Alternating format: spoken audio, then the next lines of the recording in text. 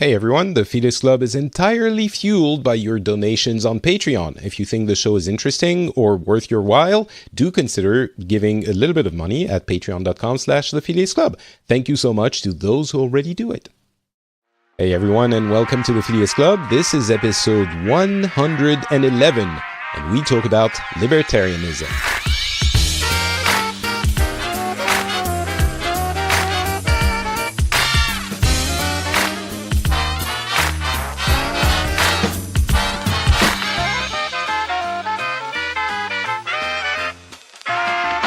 Hello everyone, and welcome back to the Phileas Club. This is a show where we usually get people from different countries, different cultures, different backgrounds, put them together around a giant table spanning the length of the earth, basically virtual, but still, and we get them to discuss the news, so we get different points of view on the topics that are making the headlines.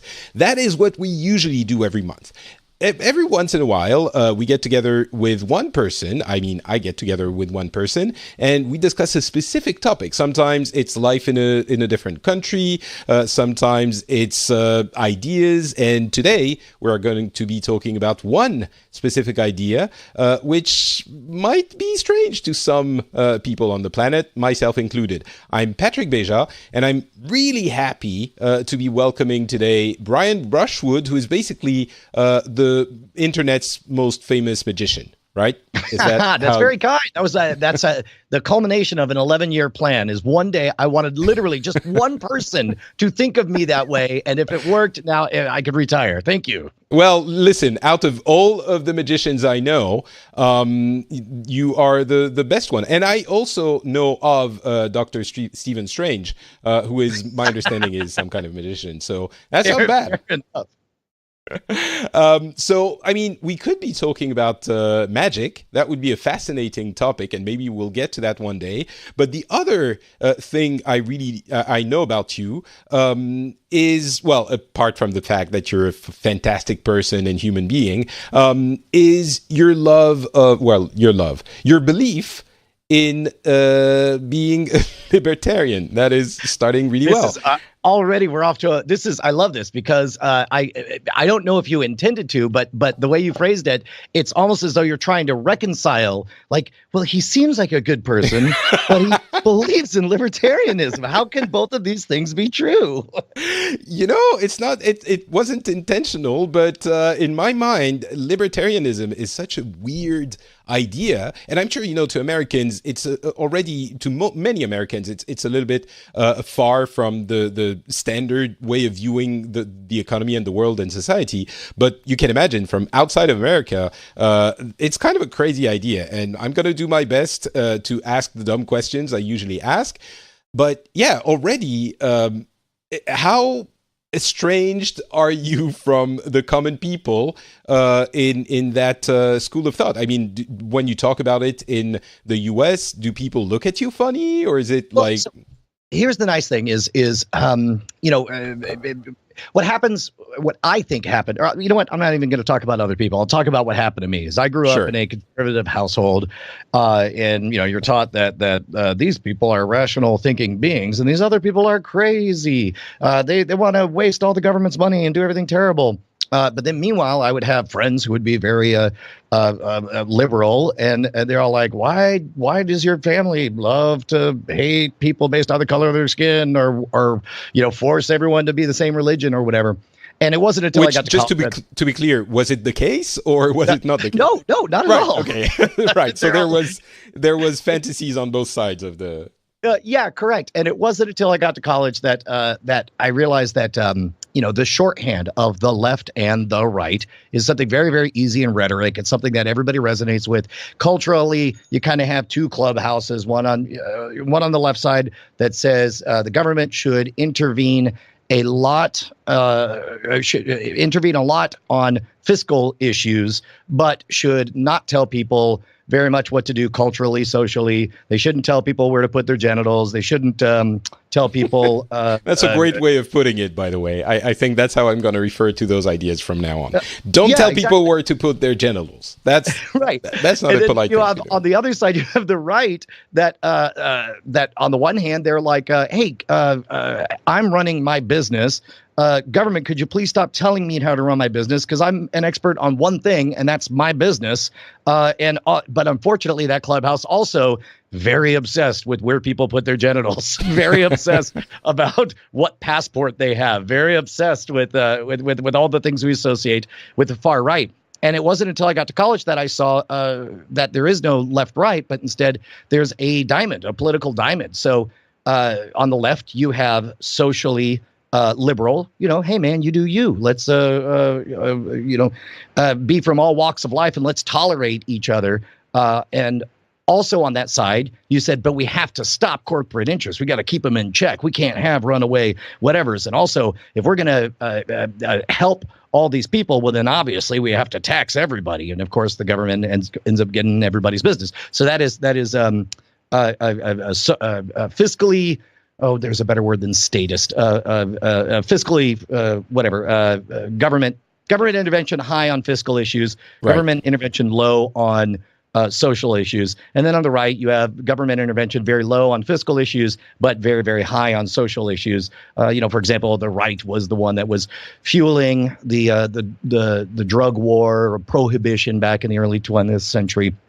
And then I figured out oh, wait, you also have an up and a down. And up at the top, you have, let's say, an authoritarian regime or a communist regime or whatever, which is, you know what? Best of all worlds. Let's have government involved in literally everything.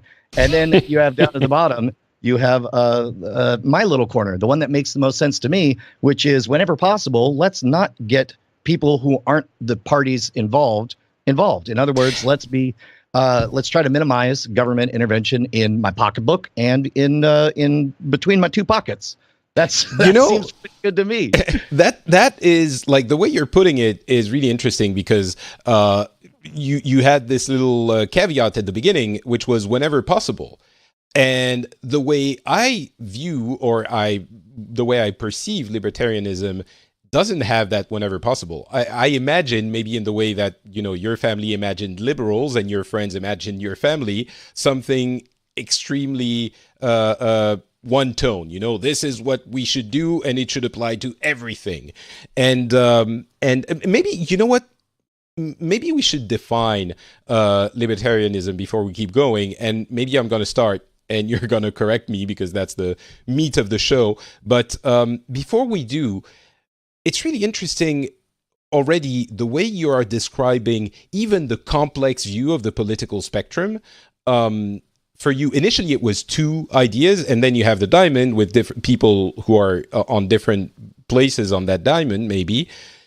But for us, at least in France, and I'm sure in many European countries, the political spectrum is never two and not even four. There are, it might be on a line and you have different intensities, but we have so many parties and so many different options that we never think of politics as two parties only. There are currents, and of course you're going to have the left and the right. That is the case everywhere. And you're going to have, the Greens and the far right and the racists and the whatever. But we never look at it in two varieties, in two options. And it seems like, it's pretty obvious. It's a common view of the U.S. political landscape. But it seems that that's where you were coming from initially and where a lot of people still are. And libertarianism for you is a way to escape that. I would be really curious. I know that in America, and I might be misquoting this, but at some point I could have sworn I read an article that pointed out that the number one indicator of what political party you belong to is what political party your parents belong to. You know, there's this straight up tribalism, we're a Democrat household and you're going to be a Democrat, and you're going to join the union and you're going to complain when your lever pulling job gets taken by a machine. That's what we do. Do you find it to be a similar situation, just with more tribes to belong to in France? Yeah, I think mostly. We still look at ourselves as maybe we have three. We have, the left, the right, and then the center, which is a viable-ish option, at least as ideologically. So you still probably inherit your core beliefs most of the time from your parents, not all the time, but most of the time. So I think that is common to more, to a big part of the world. There might be a little bit more mobility though, because you have those options. So your parents are from the Socialist Party, which is again not communism. It's very different. But from the Socialist Party, and you're thinking, they're a little bit too soft or a little bit too hard on these issues. So I'm going to shift a little bit to the left or to the right. So let's say we have a little bit more options within that inherited ideology, I'd say. Yeah, and to your earlier point about the cartoon representation that a lot of people, both fairly and unfairly, have when they think of the word libertarian. Oftentimes you think of a white, privileged 23-year-old going on about how not even roads should be paid for. Yes, exactly. So let me jump in to describe what my idea of libertarianism is. Sure. So I'm gonna emphasize the description a little bit, but it's not too far from what I actually think libertarianism stands for as a whole. It is that idea that, okay, caricature, it's Mad Max. Everyone for themselves, and the society or breaks Somalia. down. You don't care. That's a popular one. Okay. Say, you must love Somalia, for example. But yeah, essentially, it's the idea that the government should be involved in nothing, which is why it made me. It was interesting when you said whenever possible, and I wonder how big that whenever possible is. But the government should be involved in nothing. And exactly to what you were saying, so I'm not going to go on too long, but that idea that libertarians don't want the government involved in infrastructure or in social security or in anything like that. And it's funny because when we talk about some of these issues, I've sort of been educated by my audience, because I've often had libertarians who come to me on Twitter after a show or something like that, and who tell me, it's funny, actually, I'm a little bit libertarian, but social security is the one thing I think the government should be involved in. So I'm guessing my view is a little bit distorted, but the more realistic view of libertarianism, what is it? Yeah, that's I don't think of it as an ideal, because I don't know what's right. I do think of it as a gravitational pull. I think of it as something that in general I want to go, because if you decide it's an ideal, then that's everybody's favorite thing. It's like, so you believe that we shouldn't have roads. You believe that we should have no army. You believe this. And that's a fun, easy thing to project on other people. And to be honest, there are people out there who have sat and argued back and forth, and they were able to get to a mental construct where they were like, no, man, when somebody owns your house and the government comes in and says, I want to tear down your house because the rest of this mob wants a road here. I'm sorry, it's in your way, but we get to do it. We're the government. That you could come up with a theoretical construct by which anarcho-capitalism might work, or at least for some number of people or whatever. But I wish that wasn't the first part people started in their discussions on libertarianism. I wish they would start with what do we agree on, because that's the best thing about being in the libertarian space is, by definition, I could talk to any lefty and find an awful lot for us to agree upon.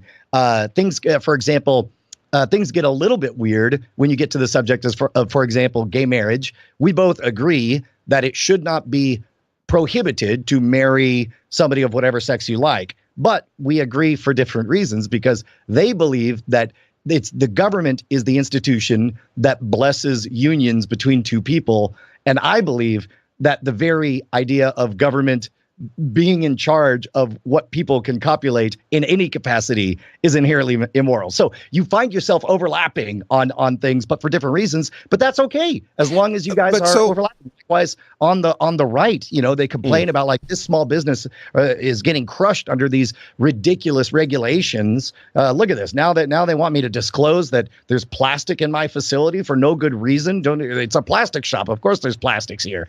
I agree. I'm like, yeah, that's dumb. They should not try to slap this one size fits all regulation on you. And now you have to waste time, energy, and effort to no tangible benefit outside of to make some bureaucrat and some voters who will never set foot in your shop feel better knowing that they controlled you. Yeah, that really, really sucks. But okay, so I take all of these points. I understand how you find, intersecting ideas with other more popular maybe currents of political thought.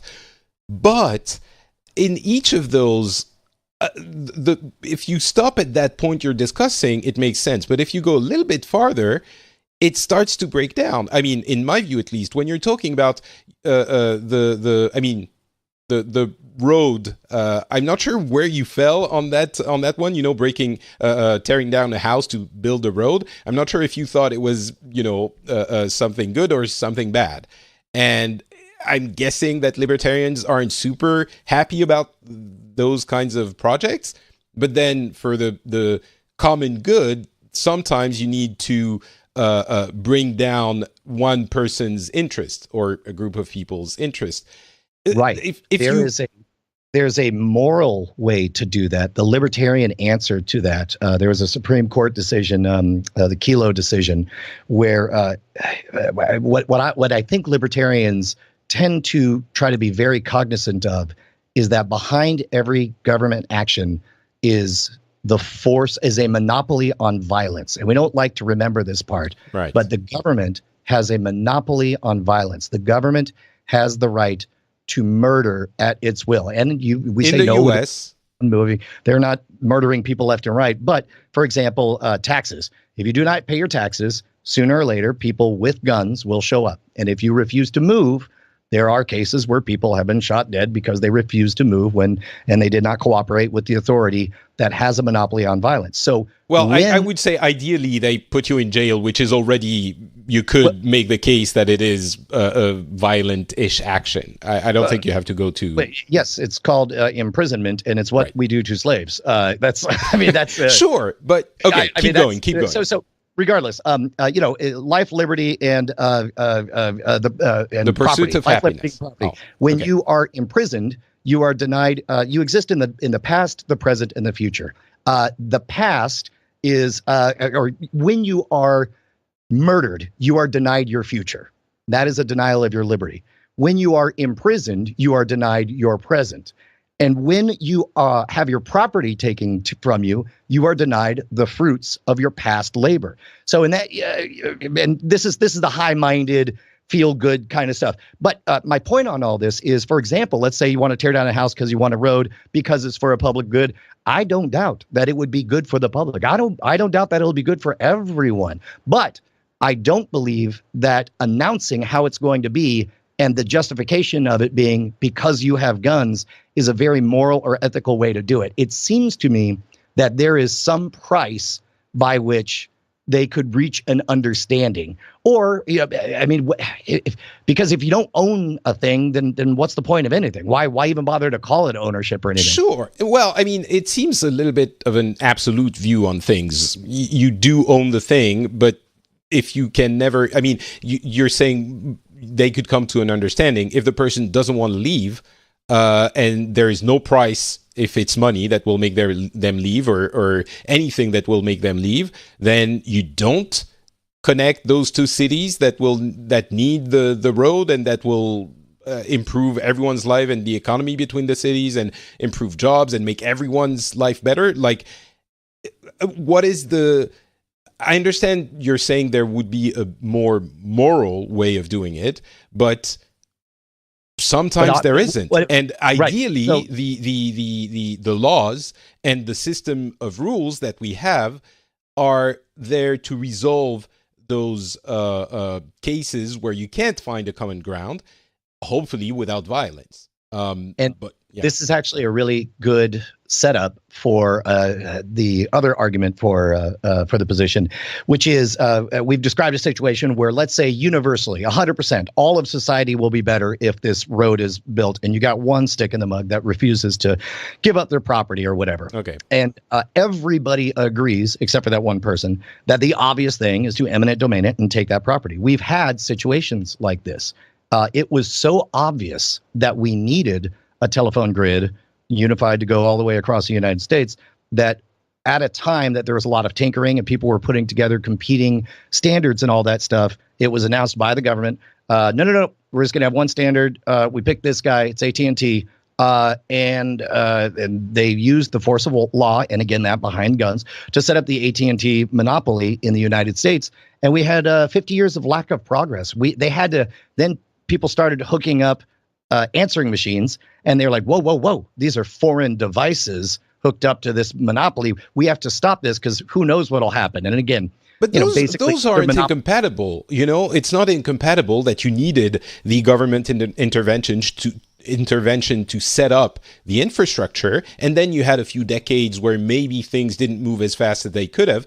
But if the government hadn't set up that infrastructure, then things would not have happened. And I guess we will never know. You can cling to the idea that, well, it would have worked better without the government getting involved.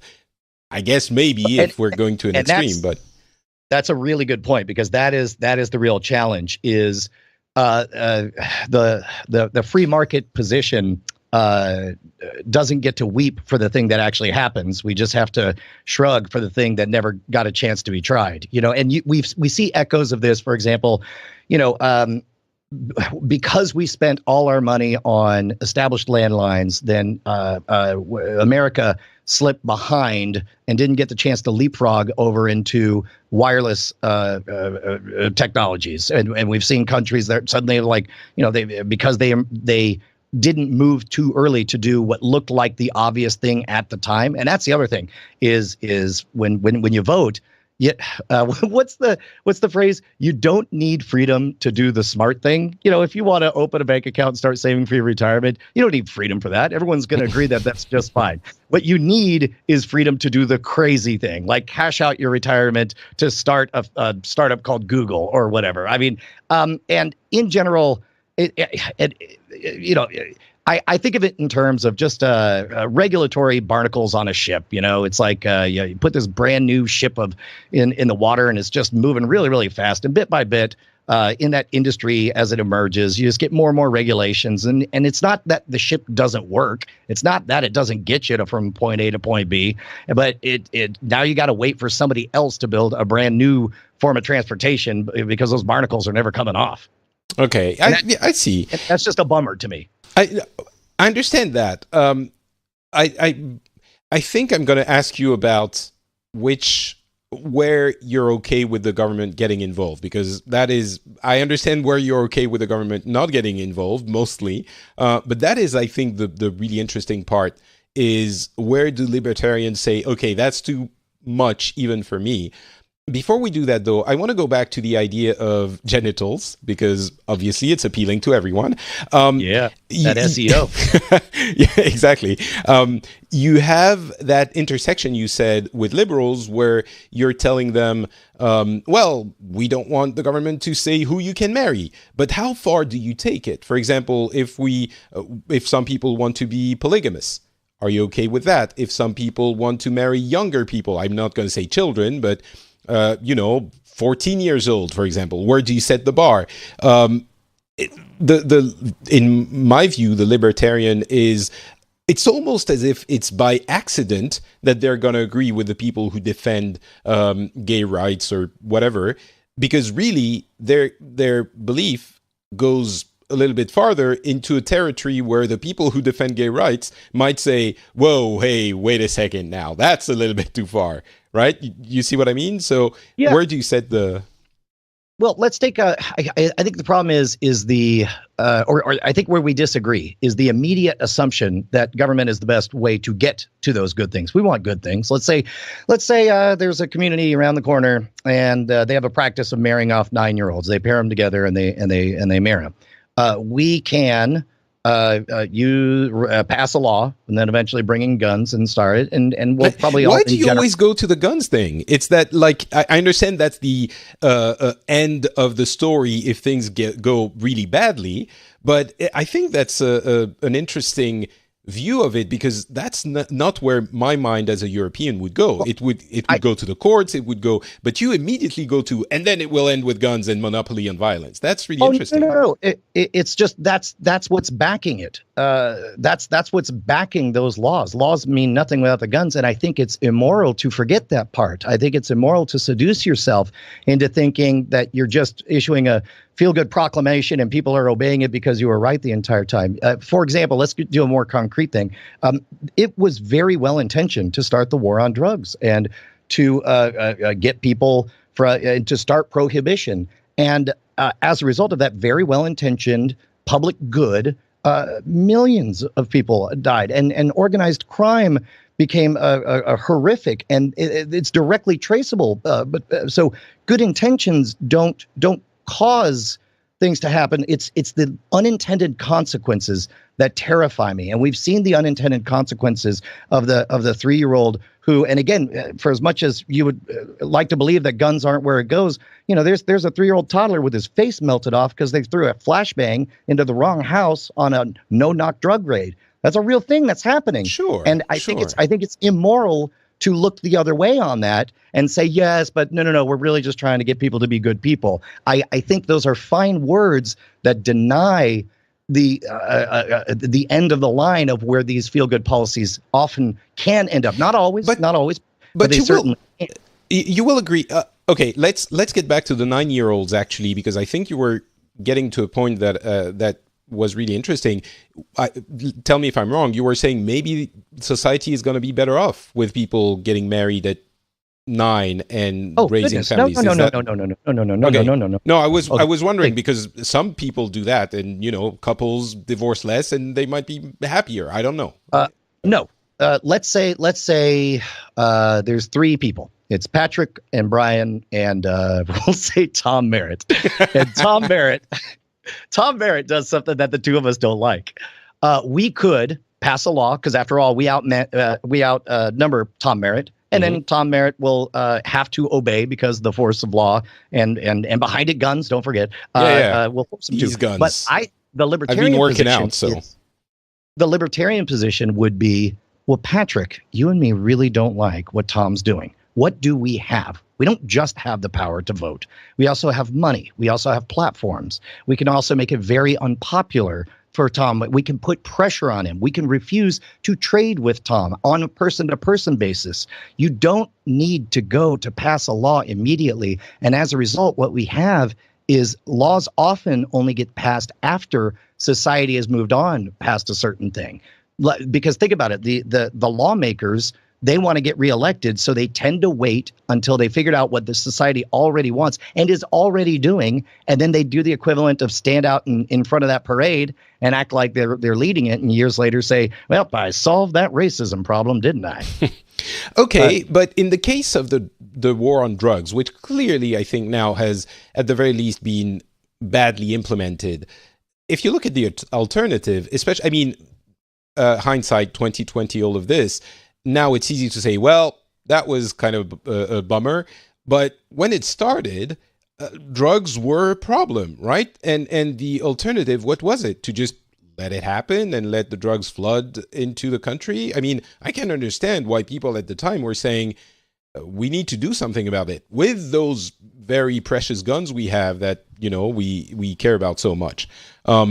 So what was the alternative back then? Maybe the alternative is the same way we destroyed smoking. We never made smoking illegal in the United States. It's still legal everywhere. It's legal to buy cigarettes. It's legal for them to make cigarettes. It's legal for them to sell cigarettes. Instead, we used our other currencies besides the force of law, besides guns. We made it uncool. We spent money to hire very clever marketers to expose. We spent money on research studies. We spent money on marketers to point out just how awful it is for your body. We set up rewards and incentives that made it to where that's not very appealing. And now smoking is almost universally associated with a lower class status, and my kids are never gonna end up smoking a cigarette, and that's all without using. Now you can get into the weeds and say, oh well, taxing incentives and all that stuff.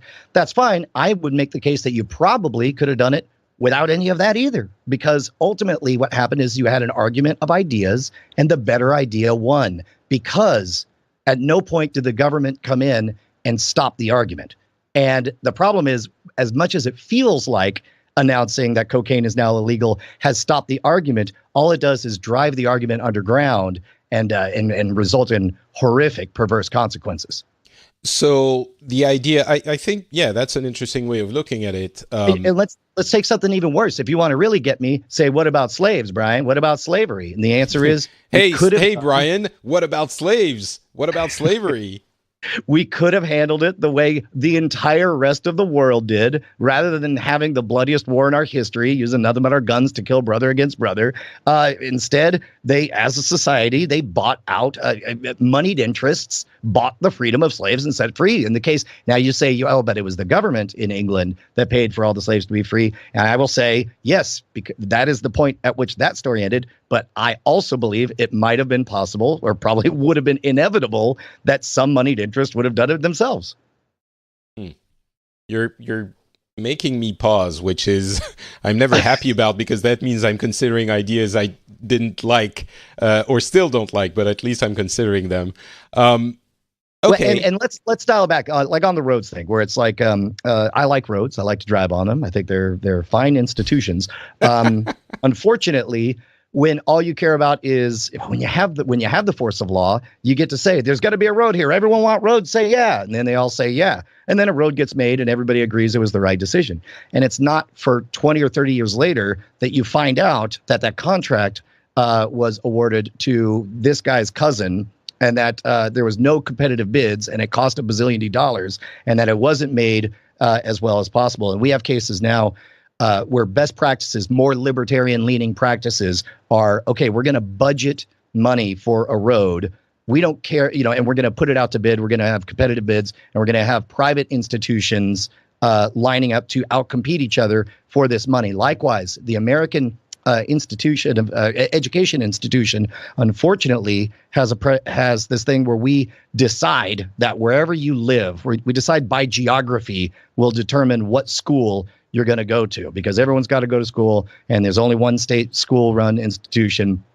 And if you live in this area, you got to go to this school. Meanwhile, over in Belgium, they're kicking our asses because they tie the money to the child, and they say, here is $10,000 per year to spend on school. Go to whatever school you want. So what do you think happens? A lot of people compete to make sure that they have reputations of outstanding academics. They attract parents by pointing out how little violence there are. If somebody is a religious, then they say, we also pray 3 times a day. That's not a problem, because we're allowed to do that, because the money is tied to you and you get to spend it whatever way you want. But meanwhile, we don't get that. And now we're at a place where we're so entrenched, and there are very powerful unions that don't want the money attached to the child, and so the proposals like school vouchers get shut down. And look, I'm not going to say we're in a hellscape. I'm not going to say we're doing terrible, but I do wistfully wonder what everything would look like if the money was tied to the child and not to the district and the school. Okay, all of these are frustratingly interesting. So just to get back to, so I have an idea of what you would envision in a libertarian solution to the drug problem. Drugs would be legal, kind of like pot is getting now.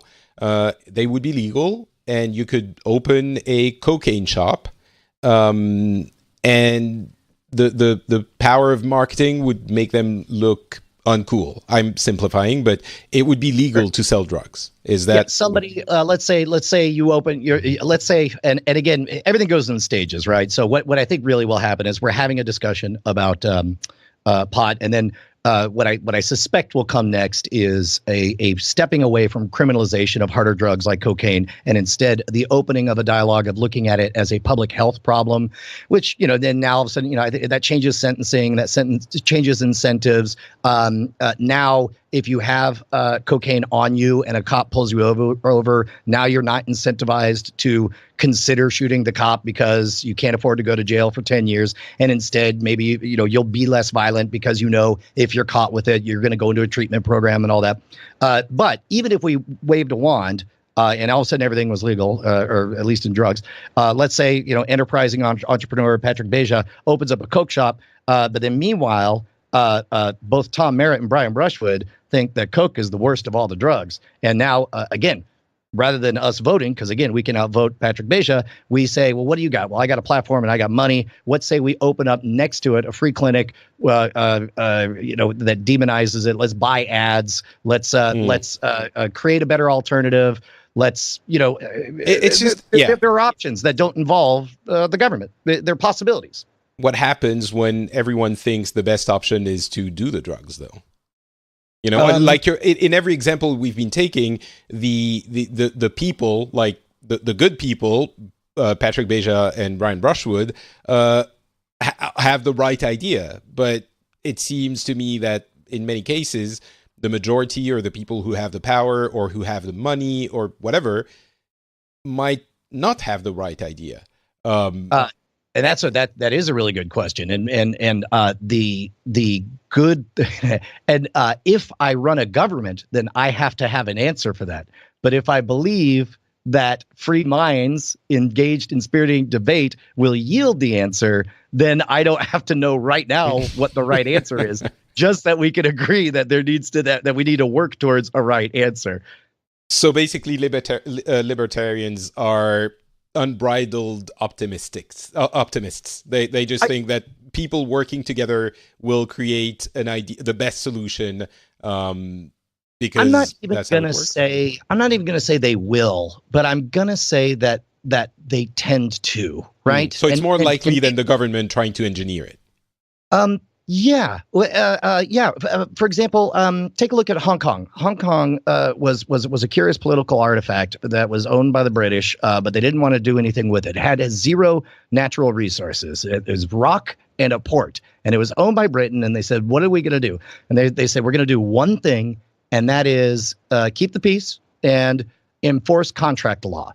So as a result, Hong Kong had one resource, and that was the fact that if you did a deal in Hong Kong, you're going to get whatever you wrote down, whatever you agreed to was going to go through. And then that's what developed into stuff. So like something like Somalia, the worst places in the world are not places with no government, not with the worst places are the ones where there's not even enough government to enforce agreements. I think the ideal sweet spot for libertarianism is all parties agree to everything and that there's some adult monopoly of force that is able to enforce that agreement. And I think where we run into trouble with the lawlessness is a Somalia versus a Hong Kong. In Hong Kong, you could go and by signing one sheet of paper, you can open a business, and you can, as good or as bad an idea as it is, no matter whose brother it competes with, no matter how insane or sensible it is, they don't care. They say the position is, you want to do it?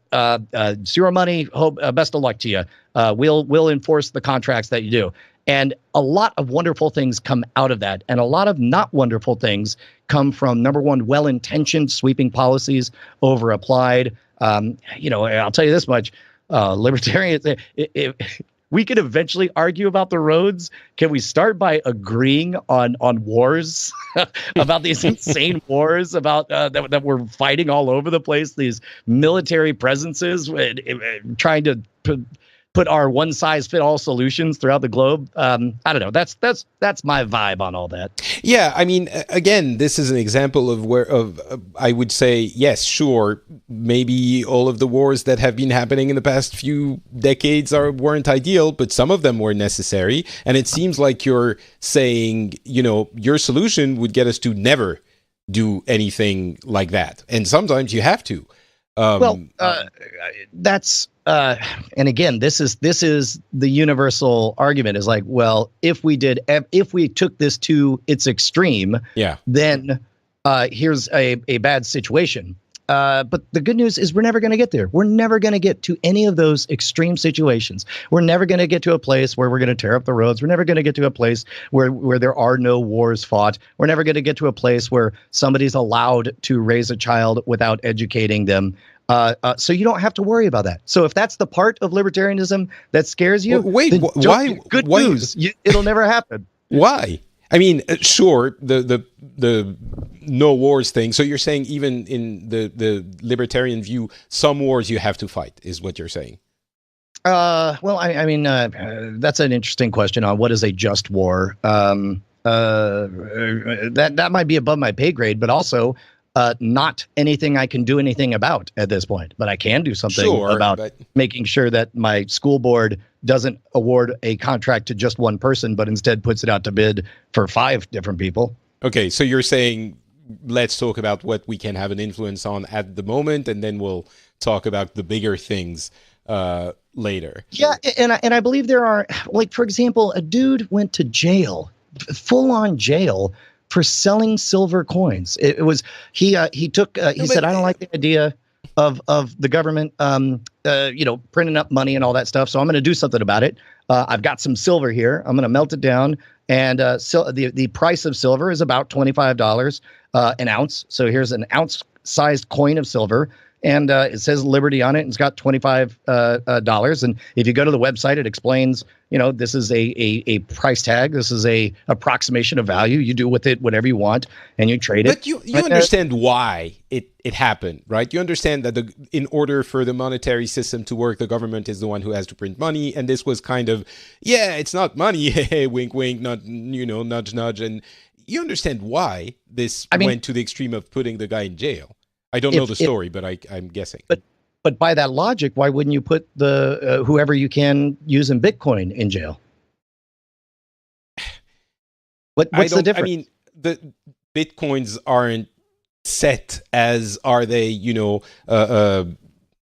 property or currency yet. Actually, most government seems to be saying that they're property. So it's not really the same thing. And a piece of silver is property. And whether I cover it with a Bible verse or $9 billion and a novelty picture of George Bush, it seems like you got the right to do whatever nutty thing you want. And if people like it and use it, then that works. But, again, what we have is the end of the story is somebody did a thing, and now there's no chance to find out what would have happened. Because realistically, what would have happened is somebody would say, hey, this guy's putting the numbers $25 on there. If you see one of these, punch him in the nose or don't take them.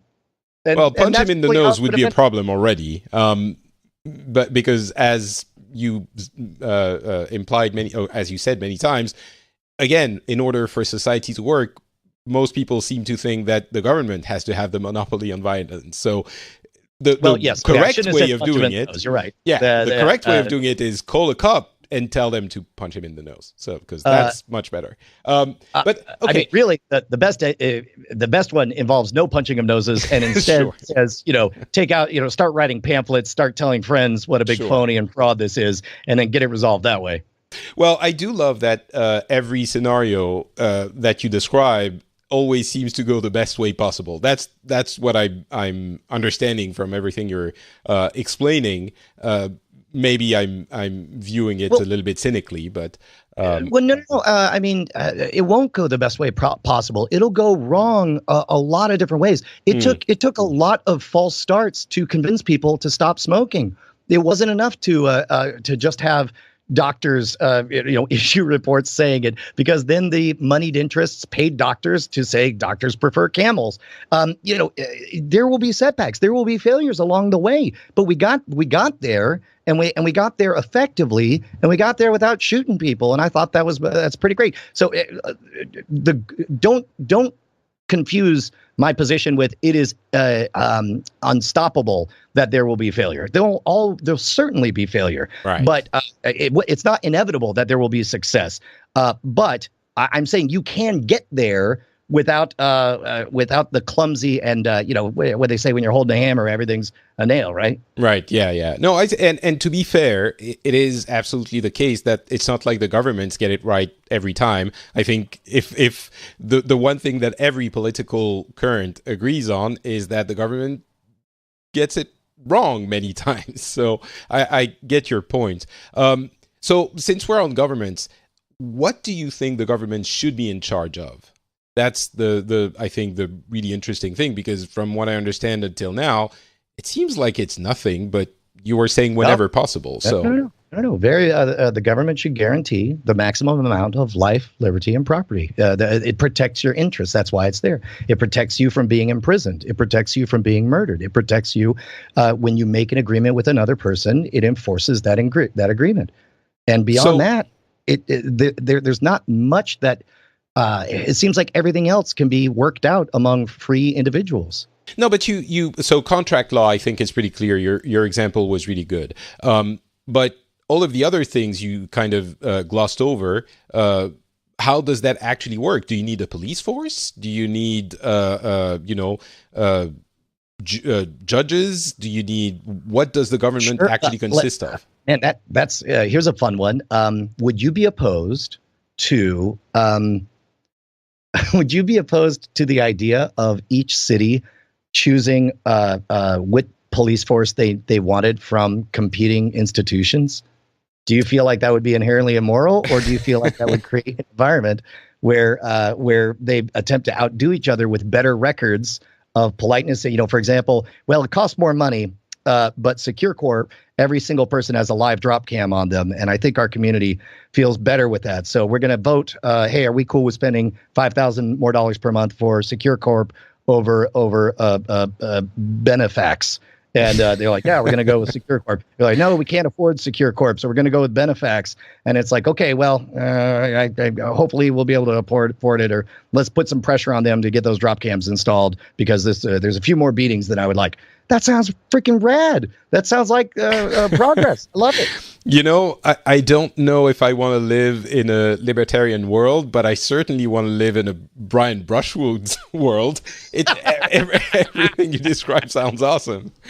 And I guess, again, I'm not saying that it's going to happen. I'm not saying that it's even likely to happen. All I know is that if what we're on track for is it can't happen. And that seems like a real bummer to me. I don't know. You know, I think the world the way it is isn't working too badly. But that would be actually a whole other show to discuss. And actually, I'm very much on your side on this. If there's one thing I can't stand is the idea that the world is not the best it's ever been by every single measure. You read Steven Pinker's book Enlightenment Now, if you read Better Angels of Our Nature, if you read the Rational Optimist by Matt Ridley, you'll know that we live longer, happier, healthier lives by every single definition, by every ability to measure in all of human history. Yes, you can say that this car currently has an ugly paint job on it, but that doesn't mean that the car is bad.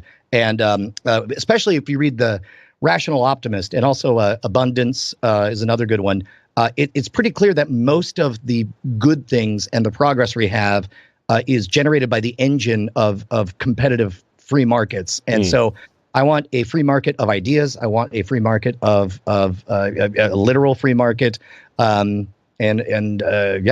Yeah, no, I mean, I agree with you on the free market, and I think anyone who is rational, even our socialists in France, would agree that the free market is what propels us forward, what gives us progress. The question then becomes, how controlled does it have to be? And the answer is, maybe that's the actual answer to all of the political spectrum. It's that question, and if you answer it, you know where you stand, is how controlled does it have to be? And we are heading towards the conclusion of the show, but I do want to ask you again, because I don't feel I got a clear answer. Where should the government get involved besides contract law, ensuring the validity of contracts in a libertarian's view? Because now's a real good time for me to remind everyone that I don't speak for anyone but Brian Brushwood. I don't know what I'm talking about. Almost every fact I have mentioned is certainly wrong. And the answer to your question, Patrick, is I don't know. But the good news. But which ones do you know? There are some that you think, yes, in this case, that should be run by the government. Sorry, I'm not letting you off the hook. I want to know. Well, that's a really good question. So here's a really good decision-making activity is to, when I was trying to figure out my voice in magic, I had a very hard time figuring out what I wanted to be. And so instead, I figured out, what do I not want to be? And in fact, when you sign up to Bombfell or whatever, they say, what clothing brands would you never, ever wear? And then based on that, they get better and better. And in a search for the truth, I'm a magician, Patrick. It's like, what do I know about the truth and the proper place for government? But so I can't go straight there about what should they do, but I can definitely carve out what I don't like them doing and what I don't think they should be doing. And I think I've done my best to do that. And yes, there's a billion counterexamples, and I'm wrong about all of them. But in general, in general, that is where the gravitational well is pulling me to believe that so much of the best parts of our world came from crazy people doing stuff that nobody believed was a good idea, and that many people used the force of law to stop. And that's not to say that, and wonderful things came from it. And it bums me out to consider all the things that might not happen because of those. And all that is not to say Brian wants everybody to do crazy things or be irresponsible and all that stuff. It's just I suspect more good comes from more free interaction of ideas, and whenever possible. And again, let's go back to that word, whenever possible. Let's keep the government involved as little as we can, both with our junk and our pocketbooks. It's really interesting that you are, you yourself have explored things that, normal. I don't know how to put it exactly, but you have an unconventional job and we say parcours in French, but I think I'm picking up the thread of what you're talking about. So I know what I'm getting at. Sorry, but I want to make that point. What I'm getting at is in a normal way of viewing your life, you might have. I mean, you were for a point. You had a normal job, and if you hadn't considered other avenues, you might not have become what you are today. And it seems like there's a parallel between that and the view on society where, well, maybe we don't have to be the squares on a societal level. Let's think of other things that you might not have considered because the laws or the things are telling you not to. So maybe I'm wrong, but I think that's a really, really good point, is because back to that point of you don't need freedom to do the smart thing. And I've done a lot of dumb things. Some have not worked out well, and I have paid the price. And sometimes other people have paid the price, and I have had to make things right with those other people. But man, when I think of so many nutty things I did that yielded insane results, I'm thankful that there was a moment I wrote the book on fire eating because nobody had written a good book on fire eating. It was all filled with crazy talk and insane. So I was like, I'm going to talk to scientists. I'm going to talk to fire engineers. I'm going to talk to everyone. I'm going to write the definitive book on fire eating. And I did it, and I sold a few.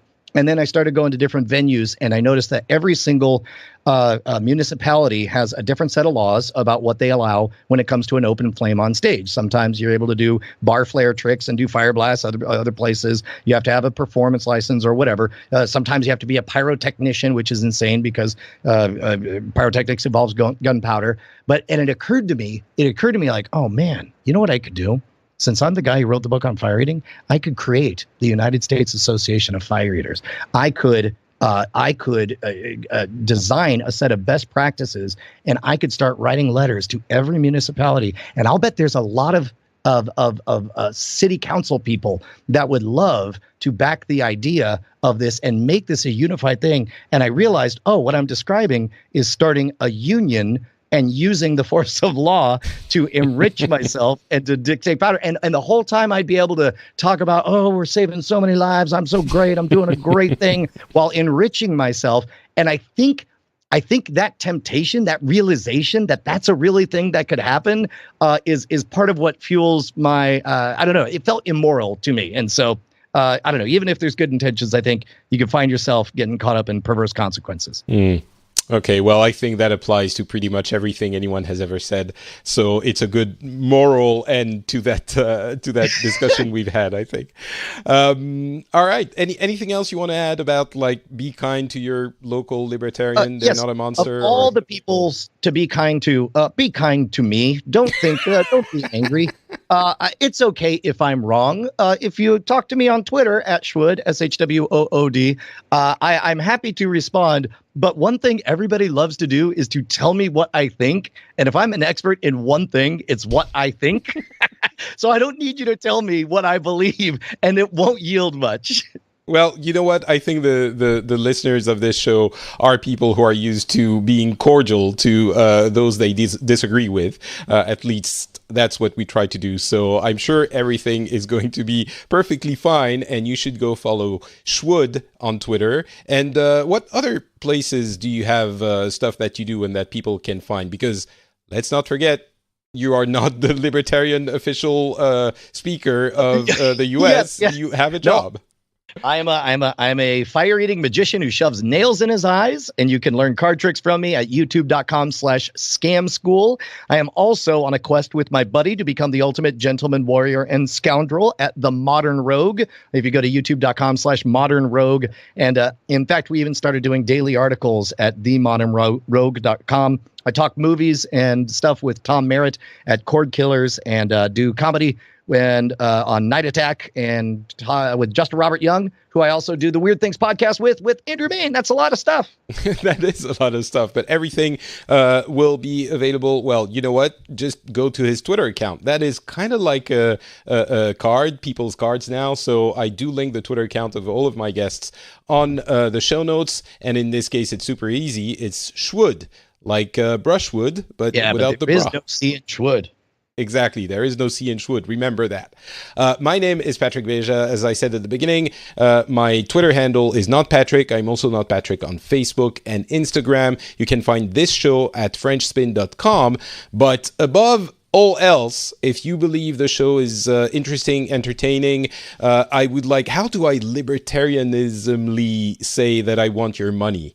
I guess I just say it. Go give me your money. That's the most honest way, is you say, hey, what you receive has value to you, then you can free exchange support it. Because guess what? The government ain't going to pass no law causing this to happen forever. You got to take action, my friends. Give this man some cash. Until the government puts it into law that the Phileas Club should be granted money by someone, you can support me, and that's how I pay for the everything that I do. It's at patreon.com/the Phileas Club. The link is also in the show notes. Thank you so much to all of the people who already support me, and thank you so much to those who are considering it right now. If you have any comments or anything, you can leave them at frenchspin.com on the website, or just, come talk to us on Twitter. And I think that's going to be it. We will be back with a regular episode, if all goes well, in a couple of weeks. Until then, thank you so much, Brian, for being with us, and I'll talk to all of you in the audience in a couple of weeks. Bye.